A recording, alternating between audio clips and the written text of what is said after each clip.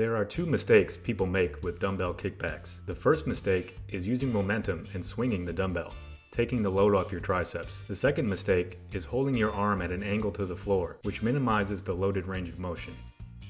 To fix these mistakes, position your upper arm so it's about parallel with the floor. That way, you take advantage of the downward force of gravity and get maximum loading in the contracted position. Next, focus on keeping your elbow pinned in place, so only your forearm moves. Reducing excess movement forces your tricep to do all the work.